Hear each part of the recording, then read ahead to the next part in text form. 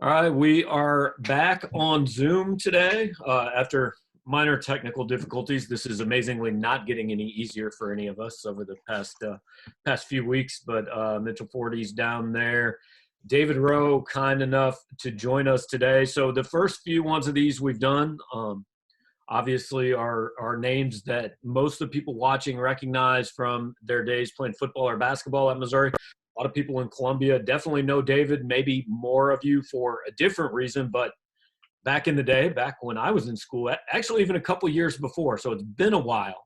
David played some football at Missouri, and just to give people the backstory, Dave, you came to Mizzou as a walk-on back in what was it, about '94, right around the time Larry Smith came in. Correct. I walked on Christmas break between the 90, right after Coach Stoll left and Smith came in. So winter conditioning, second semester of my freshman year was my first time, working out with the team. Yeah, and did you have chances to go other places, smaller schools on a lot smaller schools? Yeah. And it was more of a dream for me to play here. It was like, give it a shot. If it works out here, it works out. If it doesn't, you can go down to the smaller school. So obviously it worked out. So I'm glad I made that decision. Yeah. At that point, I don't think it was a ton of people's maybe dream to play at Missouri because they hadn't been very good in quite some time. What kind of drew you there? No, I've got family here in Columbia. My mom lives here, and stepdad. I went to high school in St. Louis. I lived with my dad there. More the state university, the biggest football program, not necessarily the winningest, but no, I wanted to be here in Columbia and at least give it a shot to play at the University of Missouri. So your junior year, I guess, after you redshirted is '97. You got the great game with Nebraska. You go to a bowl game. Everything's going great, and then a lot of people listening to this probably know your story. A lot of people don't, but I'm just going to leave it to you kind of after that season, kind of take us through what happened in your life. So actually it was '96 season, was my junior year. I got my scholarship. I started some games.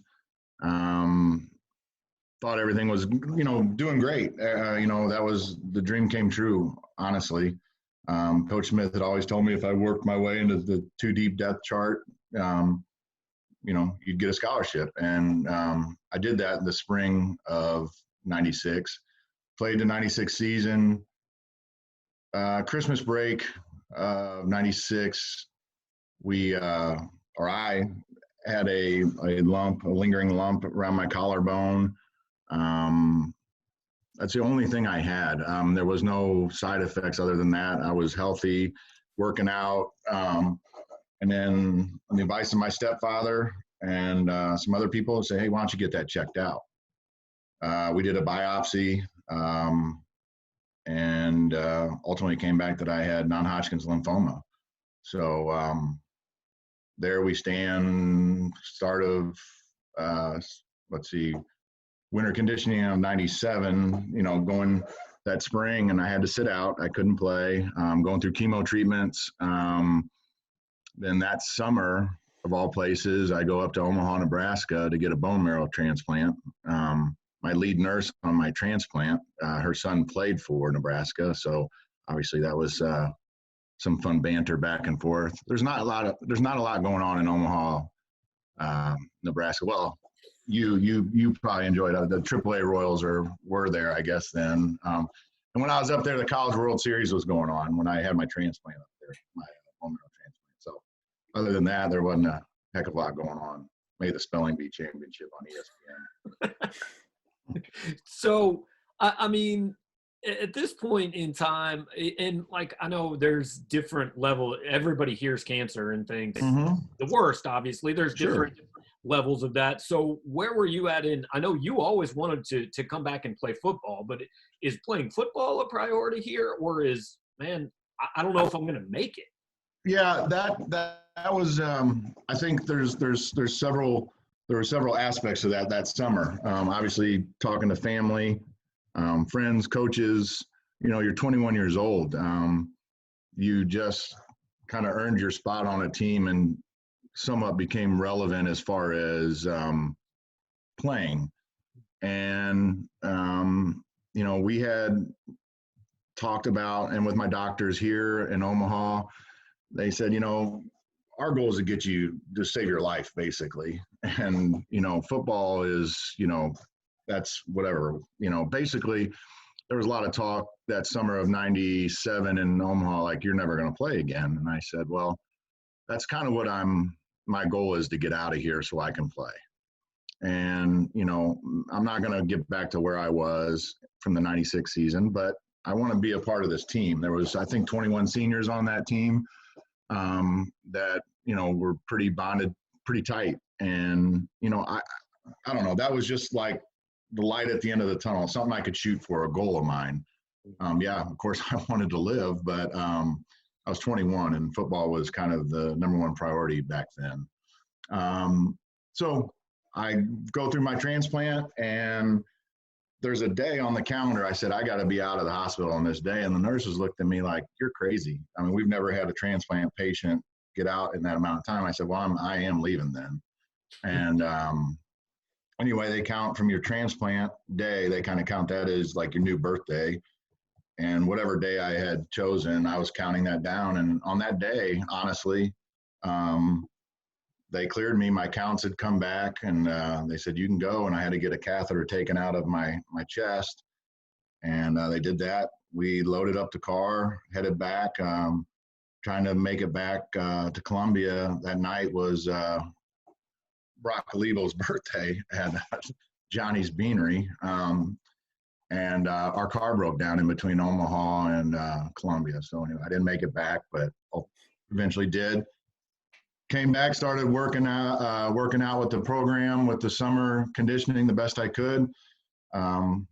Played 8 out of, I believe, with 12 games. We only had 11-game season back then, so played 12 games with the bowl game included. I think the first 4 games were I didn't play, or first 3, I can't remember. Tulsa, whenever we played Tulsa, I got in at some garbage time at the end of the game. So it was still good for me. It necessarily wasn't garbage time for me. It was kind of a sign that I was back. I mean, not only obviously do you get to come back for that season, but that's a special season for Missouri. It was the first bowl appearance in like something like 14 years. Had the memorable game against Nebraska, among other things. Did you ever catch yourself during that time kind of pinching yourself? Were you able to kind of, you think, appreciate it almost a little bit more because of what you had been through? Sure, and especially, I mean, that we were my junior year. I'm getting old, so my memory is going, but I think our junior year in the 96 season, I think we were 5-6, so we were truly one game away from that. And so going into the 97 season, obviously that was a team goal to make it to a bowl game. And for sure, for me to be part of that, when, the reality of me being a part of that, I would have been on the sidelines, but to actually be a player on that team during that year, it made it that much more special. I mean, you to go through that. I mean, people around here and Missouri fans, and I'm not sure that I appreciated enough back when I was in school, like the significance of a bowl game and what that did by, for qualifying for us to go to the Holiday Bowl in 97. So we'll get to kind of your post-college endeavors here in a minute, but Sure. I was just reading a couple other stories, and I guess it hadn't really occurred to me. There's been, unfortunately, now you've got a little something in common with your college coach, Larry Smith. I know I read a story about you kind of talking to him during his battle that he ultimately lost with cancer. Now, obviously, Mm-hmm. Coach Pinkel, who I know you've gotten to know pretty well. Sure. So is that something that it's, I guess it's always described as like a club you don't want to be a member of. Yeah. Well, and it was, and with Coach Smith, obviously unfortunate. And then, Coach Pinkel, we've talked a lot about, I think technically we have the same type of cancer. I haven't had a treatment since 2004, I believe. It's something and that's something that Coach Pinkel and I have talked about, is that you'll always have it. You can't get rid of it. It's with you. It's just how, at like what level it flares up. And I've been fortunate for 16 years not to have a treatment. And I think he's doing some treatments right now, or has just finished some up. So you just don't know. It's just like this lurking thing in the background. You just don't know when what's gonna happen. Again, you know, healthy, younger. I don't know it. You know, my specific type of non-Hodgkin's lymphoma, when I was diagnosed, had only been seen in prevalent cases of people that were 60 years and older. So, I mean, at the time I was 21. So I don't know if my body is, now I'm 80 something, but no. And it is a club of people, but, you know, when you aren't directly affected by it, you hear the word cancer, and it sometimes just kind of rolls off your back. You're just like, okay, you know, my grandfather passed away with lung cancer like in 1985, and it was like cancer. You know, it was just a general word, cancer. And obviously, when I was diagnosed, then it becomes more and more. It's more and more around you. I guess you notice it more. So I've had, you know, friends, family members, you know, that have been affected by it, and different degrees. Obviously, some people, the treatment has, from what I took in 1997, is totally different than what I would do now. Now they have chemo pills. I mean, you go and swallow a couple pills a day. Before, I'd go in there and take 8 hours of chemo a day. You know, so it's a lot different. So kind of switching gears here, David. Sure. Gabe alluded earlier that you own D Rowe's in Columbia. What made you want to get into the restaurant business? Man, I think probably I got hit in the head too many times. No, honestly, I worked for a restaurant. My first job, like 90% of America in the hospitality industry, at some point worked, you know. So I got a job at 15 in St. Louis. I was a busboy / dishwasher / oyster shucker. And I think it kind of, I don't know, something about the restaurant business always, I don't know, did something for me. So I did the hotel and restaurant management school at the University of Missouri, and then spent a couple years working for a couple different restaurants here in town. And had the opportunity to buy this land over here by people believing in me, I guess. There's, you know, a 27-year-old opening up their own restaurant. Of course, I thought I knew everything. I didn't, and it's worked out. It's been 17 years now, but, you know, I kind of go back, you know, and people told me I wasn't going to play football at a major university. You know, people told me, you know, I wasn't going to come back to play football when I got sick. Same thing happened when I said I was going to open up a restaurant. People tell me, yeah, that's never going to work. You're going to fall flat on your face. I was like, okay. So, you know, those are three big things in my life that obviously have worked out, whether it be luck or something, I don't know. But yeah, so it's been going for 17 years now. I don't know what the success rate is of people that open up restaurants, but you hear about a lot more that don't work than the ones that do. It's not good. It's not good. So, like, at what point did you kind of think, oh, we might have something, we might be okay here, we might be able to stick around? Well, I tell you what, when we opened up in December of 2002, of course, again, I was young and dumb. I was 27 years old, and I thought I knew everything. I just left Everett's, where Andy Locke worked there. He was the manager there right before I started working there. I heard these stories about this big guy, Andy Locke, and whatever. And then he went to Kansas City to run the two Everett's up there that they ended up opening up there. Anyway, but so, you know, the whole thing about working and, you know, the Everett's and the I don't know. I think that the success was, you know, you try to measure it off of other restaurants. I guess that's the easiest way to say it. other things that have been around. Murray's has been here now for 35 plus years. They're a staple in Columbia. Sophia's had just opened up down the road. So you kind of look at like how those things are doing, and we're rolling along pretty good. And then all of a sudden, the housing crash, market, whatever, recession, 06, 07, whatever that, and that was just like a huge wake up call, because a lot of my customers were contractors, realtors, anything to do with the housing industry, and all of a sudden poof, it's gone. So the next couple of years were a real struggle. I wasn't, we didn't know if we were going to make it or not. I think, just our determination. Obviously, you got to have people on the back end believing in you, bankers, all the people that are the unsung heroes in that side of it. And so we made it through. And I think more of my success from that point on was my wife, because she came from a restaurant background, and, together as a team, and we didn't have kids at the time. So we just spent pretty much open to close here to make it work. And we came out okay. But now we're, and I know we'll get to that, but now we're facing a totally new monster that nobody in any industry's ever faced. So.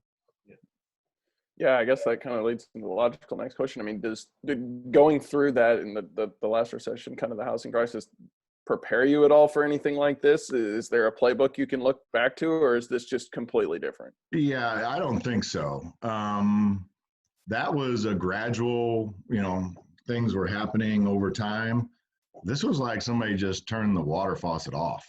I mean, literally we went, the chatter, obviously we didn't, social media, if it was there, it wasn't as prevalent. Now it's just 24/7. People, that's how they get their information. So you got people talking at the bar, in the dining room, at the tables, and this virus. I've got 25 TVs in here. I just finally turned them all. Because during the day I would have some news channels on, but then you put on the conference tournaments for everybody, and it was like the dominoes were falling. This conference tournament just canceled. This conference tournament just canceled. All these things, and so no, there was no playbook. Excuse me. It just happened. And in Columbia, and every place was different. In Columbia, we were only allowed 50 people in the building at the time. Well, if you know what that's like on a Friday night, we basically had to take half of our chairs and shove them in our banquet room, so people couldn't sit down. And then you got a 16-year-old host up there playing police officer saying, okay, we're at max capacity. Well, you got open tables, open whatever. And you're like, no, you can't. Thankfully, that only lasted about 2 or 3 days, because then we got shut down to just take out, curbside, and delivery. So what's it like right now? I mean, you used to spend every minute of the day there. Are you at the restaurant physically very much? I mean, what's it like? I am, and it's scary. We didn't lay anybody off, even initially. We gave them the option if they were, everybody was scared, or scared might not be the right word. The unknown was there, and I've got a large staff, and they all, for the most part, count on me and Megan, in a sense, to write them a paycheck every Friday. And like I said, it got shut off like a water faucet, and people are kind of looking at you like, hey, are we going to be okay? I've got some long-term employees. I jokingly say, I mean, I've got 2 people that have worked here as long as I have, which is crazy in our industry. So my first goal, or mine and Megan's first goal, was to make sure that we kept everybody employed. And the first 2 weeks, this payroll protection program, that wasn't even talked about. But, I just paid my full-time employees their full-time hours, because even if they could only work 25 hours because we weren't open as long, they didn't sign up for this. They got bills just like I got bills to pay. And, the easy word was to shove people into unemployment. Well, the unemployment system got so jammed up. I know of other people that have filed for unemployment that haven't even received their first unemployment check yet. So you can't count on that. And quite honestly, in our industry, you kind of stick some people out there. They kind of come like free agents, and you don't know, And again, the first 2 weeks, we didn't know if this was just a 2-week shutdown. I mean, nobody would ever thought it'd be, what are we in, going on a month and basically a week. I guess 5 weeks, I guess is what it is. But we don't know the true end game of this end date, but we kept everybody employed, giving them hours, and I think more of that is just so that Megan and I knew that our staff was getting a check. They're not sitting at home staring at the wall 24 hours a day. Some of them, people need to get out. And if this was just their little bit of a window to have some social time, that was fine with us. We're keeping people busy in the front of the house as far as our quote unquote servers and bartenders, which basically have turned into sonic car hops, really. I mean, they're just running food out to cars, or, people still can come in and pay at the bar, but more and more people are wanting you to bring it out to the car, understandably so. I know, there's obviously, like you said, a lot of uncertainty. No one knew initially how long this would last, still kind of some uncertainty. Do you all have an idea, I guess, of how long you can kind of withstand this? Yeah, we've been very lucky with a lot of community support as far as to-go orders. But, we are also very aware that not everybody can afford to eat out every meal every day. I mean, that's just the reality of it. And there's a lot of great local restaurants in Columbia that need the support too. I'm not saying everybody come eat at D. Rowe's, that's not realistic, and it's actually impossible. I mean, we do some pretty good volume in the evening times, and it gets pretty crazy for a while. But so we don't know like what's going to happen. I think that if we can get through June, to June maybe, I don't know. It's hard to say. I mean, we cannot sustain just paying our staff. I mean, the payroll protection program helps, but that's an 8-week kind of Band-Aid, I would say, which has helped immensely. But, after 8 weeks, what happens if I know you hear some places are opening up their economy, and what does that mean? I mean, the restaurant industry is going to be probably the last thing that they let go full blast. And in all honesty, the restaurant business, there's reasons why you have tables and chairs. You need butts in every one of those seats and at every one of those tables and bar stools to generate the revenue to pay the staff and pay your bills. Otherwise, I'd have been retired 10 years ago if I could operate on 45% of my capacity. You mentioned some of the other places in town. I've been fortunate enough to get to know people at Billiards and Shiloh and different Sure. places. And it seems to me, and tell me if this is true, like your business now, there's really a sense of community. Like, yeah, you want people to come to your place, but you want people to go to these other places and just like support this town in general. Sure. I saw TA down in the owner of Shiloh down. I was getting a part for my lawnmower down at the tractor store, and he was down there. And, it's just this like, you kind of bouncing things off each other. And it was a short conversation. I mean, we were just there for 15, 20 minutes talking to each other.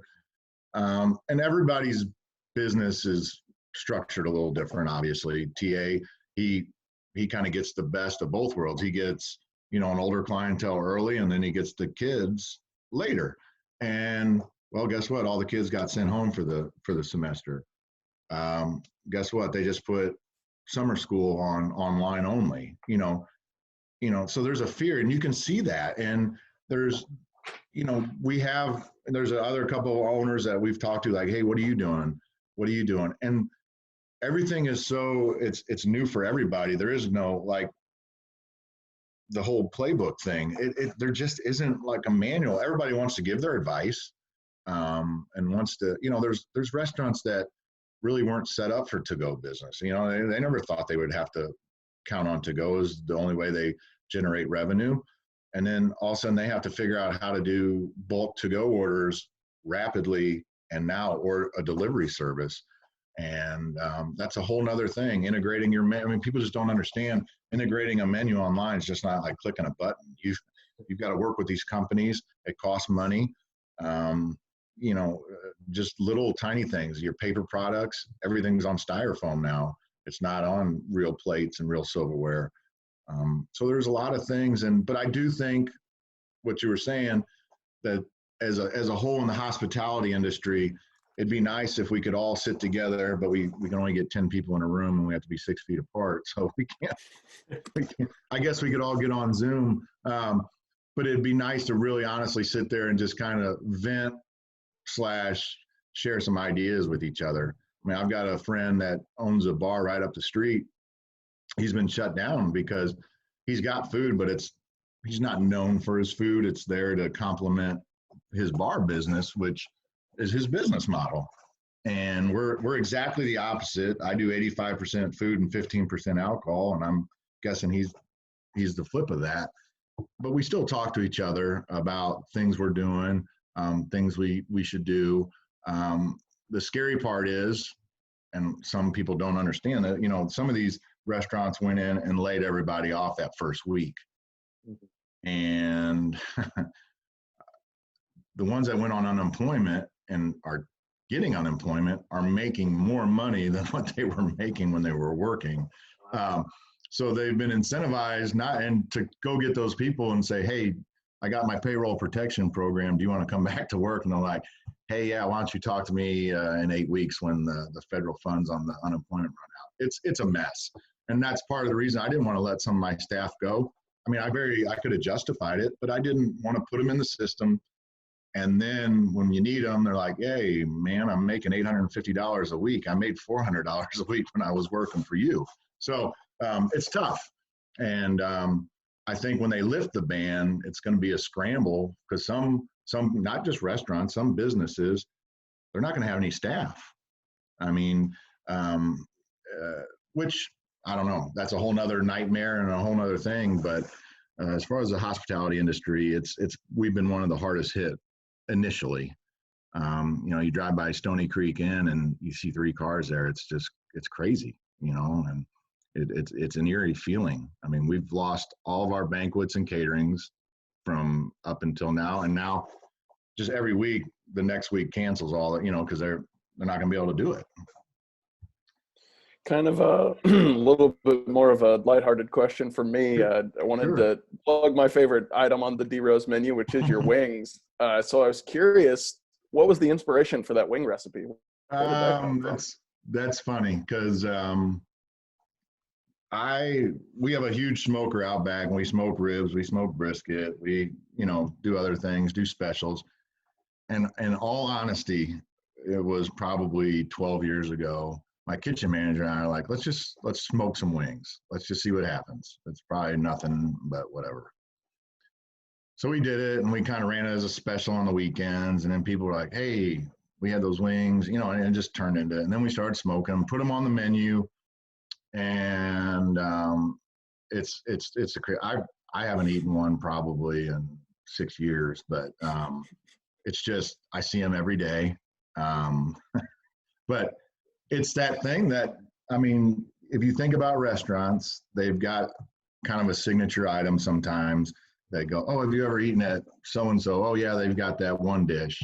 That's kind of what it has been for us. And we've been trying to figure out, we're not yet, but we get people calling to ship them to them. And I mean, it's just weird to me to ship chicken. I cook, but so I had a good friend that moved to Carbondale, Illinois, and he's like, my dad just had hip replacement. He needs your wings. And I said, okay, I'll ship them to you. And I bought a cooler, froze the wings, packed it with ice, did everything. And it cost like $220 to ship like 50 wings. I'm like, this is not the way to do this, but this one time I'll do it. But we're looking at ways to do that. That's a whole nother operation, but we get calls all over the place. We get people stopping in here to buy them, to take them back to St. Louis, Kansas City, wherever. And they just take them in their car, which I'm like, you're taking them at your own risk, man. Like, you're taking chicken and you're putting it in your back seat. Whatever, it is what it is. But we're talking to a chain of grocery stores right now about getting them. They contacted, in fact, yesterday, they called my wife, Megan, and wanted to know about supplying them with the wings. So that's a whole nother thing. But right now we have more time than any to do stuff like that. Right. But yeah, when we're in non-virus conditions, operating at normal capacity, we sell about 1,700 pounds of smoked chicken wings a week. So it's quite a bit of chicken wings, and we actually individually place those on the smoker racks, which, I mean, I'd be lying if I said I did that. I have done it. Super Bowl Sunday, I'm usually the one here at 4 o'clock in the morning putting them on, because I don't have the heart to ask my staff to do that. But yeah, it's one that has helped us. It's kind of put our name out there for the most part, as far as people, when they say, have you ever had D Rose? Oh yeah, the smoked wings. It's been awesome. So, like, whatever your business is, you don't tend to want to spend your free time doing it. Like, I don't love talking about Missouri sports, when I go to a friend's house or something. So, like, do you eat at your own restaurant? I do when I'm here. When I'm working, I have to get creative sometimes. Like, I'll get stuck on something for a while and I'll wear myself out, but then I'll go back there and I'll just make something that's not on the menu. And then of course I come out and some of my friends will be here and they're like, what's that? And I'm like, oh, it's this. Well, how come we can't have that? And so yeah. But when we're like, well, in fact, the night that the scare kind of started that Friday, there was a big event called Pascal Pals here in town and they canceled. We had 2 big groups going. So we ended up going to a restaurant downtown and eating, but originally they wanted to come here. And I said, y'all can go, but I'm not. And it sounds so weird to say, hey, we want to give you business. I appreciate that, but I can't sit still and watch my staff, which they're all capable. They're all great people. But I'll say, hey, did anybody greet table 42? Yeah, I've already got their drink order. Would you just leave me alone? And so like, I don't want to be that guy when I walk and they're like, oh, David's here. All right, everybody straighten up. So any opportunity I can go spend my money with other people, I try to do that. So yeah, it's hard for me to come in here and eat and enjoy my time. Now there was a big tailgate. They were social distancing, families, and I have a lot next to the restaurant that I bought a few years ago for future development. And once a week, these families come and back their trucks up in a big circle, and they order food from the restaurant, and they sit on their tailgates and eat and talk and do their thing. So, I talked to somebody about it. I hate saying it, and they made me realize saying the new normal. I don't want it to be the new normal. That's kind of a funny phrase, but for the last 5 weeks, that's what we've kind of had to do. Just kind of circling back, I know obviously if we talked about, you played football at Missouri, you've been, kind of a part of the Columbia community for a long time. How much do you keep up with the goings on with Mizzou football and kind of the coaches and the staff and all that? Well, it's tough, and I'm just going to be honest. I mean, it's when I say tough, and I'm just going to go straight to it. Barry Odom was a teammate. He's a good friend of mine. I'm not going to get into that's a whole nother business that I cook chicken wings and don't coach football. But he did ask me to help coach the defensive line at Rockbridge when he got the job. And I said, hey, I'm opening up a restaurant, and Friday nights are I'm tied up. So anyway, so Coach Pinkel's staff, it was here when I opened. Smith, the only person that was left, I think, from Coach Smith was, Andy Hill, who, got his first job in, I think, 95 with us. And when I was like a sophomore, and I've done business with, as far as the restaurant business, but I've also been involved. I'll go over to spring practice. I don't claim to know, and I don't want to be that, that guy. It's like Gabe said, when you're somewhere and you want to talk about Mizzou sports 24/7, no, it's like whenever Coach Pinkel or any other coach would come into my restaurant and they're like, how's the team looking? How, it's just it's the same question over and over. But I've forged relationships with coaches out of each, Pinkel staff, Barry staff. I was starting to with this staff, but everything got canceled. I had two functions that we were going to cater, one being the player reunion that Coach Drinkwitz was going to continue, and another deal they were having at the new South End Zone. So I've got to meet some of the new coaches. Some of them are holdovers. Coach Haley, Brick Haley, he's awesome. I love him to death. Mike Kurowski, the equipment manager there, we've become really, really good friends. Brick has been really good. I have a 9-year-old son, and I'd take him to spring practice or even fall practice, and Brick would bring my son into the defensive line drill and let my son Will help out for a short period of time. But to then 7-year-old, he thought it was, you couldn't do anything better for him. That was crazy. So I do keep involved. They use us for business. I don't go hang out at the football facilities. That's just not me. I'm a fan, just like most people. I do get to talk to some of the guys, but when I talk to them, I talk to them about their kids or, maybe their hobbies or where they've gone on vacation more or less. I'd be lying if I don't say, hey, what about this guy? This recruit? And I do ask about that, but they're pretty vague when they answer those questions. Yeah, probably less vague with you than they are with us. But last thing, like I said, I was in school right around the same time you played and watched those teams. Those were kind of the teams right around there that really started to bring the interest back in Missouri football. Who are the guys that from your days at Mizzou that you still are in contact with a lot and have kind of stayed friends with?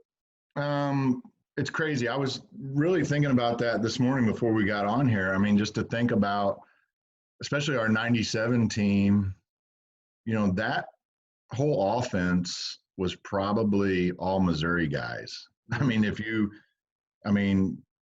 backfield was from Missouri, the quarterback, the offensive line, I'm pretty sure. Craig Heimberger might as well be from Missouri as Belleville. It's right across the river.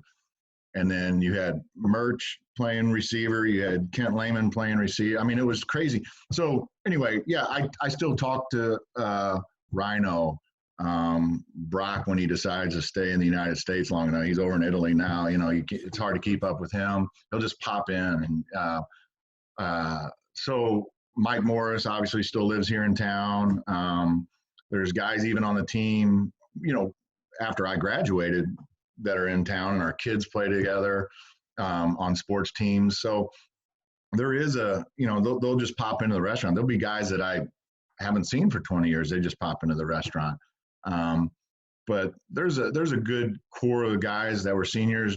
Donnell Jones, he coaches at Rockbridge. He'll come in the restaurant every now and then. So yeah, it's more, I guess, I don't know if it's the lazy way, but it's, tweeting or not tweeting. I'm horrible at tweeting. You witnessed that the other day when I was trying to defend you on your personal stuff. But Rhino's got a farm that's like a compound down Highway 70. I don't know if he's really technically been quarantined because that's what he just goes out there and shoots stuff all day. He hasn't changed one bit. Another guy that was a walk-on from my high school that got a scholarship, Mitch Henderson. He was my best friend in high school. Still lives here in town. He was a long snapper, but he played a little backup tight end, and against Clemson in '96. Well, his whole career, really, he had one catch, and it was a touchdown against Clemson. So he's 100% there. If I remember that game correctly, it was probably the only touchdown because I don't think that game went particularly well, although I might be thinking of one a couple years later. You're thinking of the one we kicked their butt here. Okay. We won that game. But No, when we returned the home and home deal back, and I was not on that team. It didn't work out for the Tigers out there. I don't know what's Clemson's Also home the field. Tigers. So yeah. Yeah, but there is like Death Valley or something. Yeah. I don't know what. Yeah. Yeah, I think that it held to its name there out there for the Missouri Tigers. Yeah. Well, David, appreciate the time, man. Kind of a unique thing. I hope everybody enjoyed it, and we will most certainly look forward to some wings and portobello fries at some point. And I'd be a bad person if I didn't. How's your dad doing? He's good, man. He spends half his life down in Florida. You know. Oh, really? Oh, yeah, good. he kind of like you were talking about Ron James. Like, I don't know, he social distances all the time, so it's good.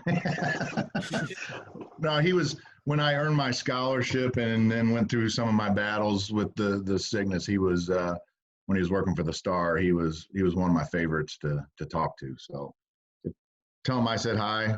I don't know how to say hi on Twitter, so I don't know if your dad's on Twitter. Oh no, he quit Twitter. That was not a good thing.